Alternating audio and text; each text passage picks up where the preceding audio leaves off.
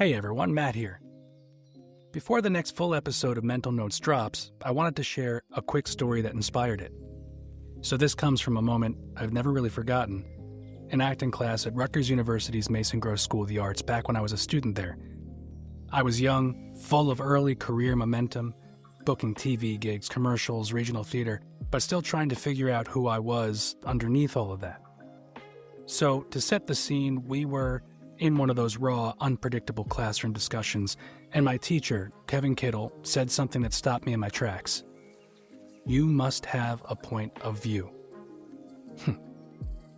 At first I thought it was just a note on character work, but then it hit me. He wasn't talking to the actor, he was talking to me, Matt, the person. And the truth is, I didn't really know what my point of view was. Not deep down. Sure, I could perform. I could take direction, land the scene, get the reaction. But when the script ended and the spotlight faded, I wasn't totally sure how I felt about things. And worse than that, I was afraid to say something wrong. To seem unfair, make someone uncomfortable. So I often said nothing. Here's the thing. I've always cared deeply about people. I feel like I'm wired to see all sides, and I'm always trying to understand before reacting.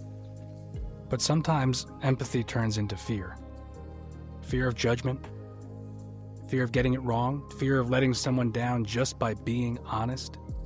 And when that fear takes over, silence feels safer than sincerity. Neutrality feels noble, even when it isn't. For a long time, I confused being fair with being invisible. And looking back, I can see how performance became my shield. When I was on stage, I didn't have to worry about being me.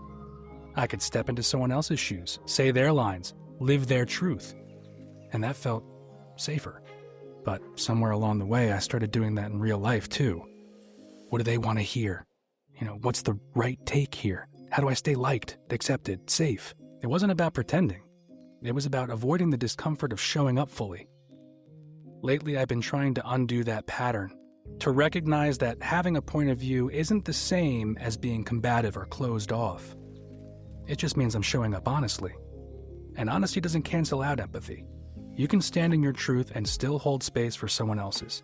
But self-expression and compassion aren't in conflict. They actually work better together.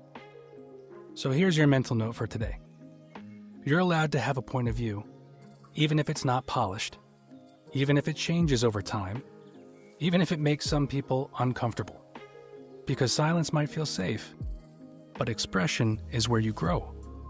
It's where you connect. It's where you live.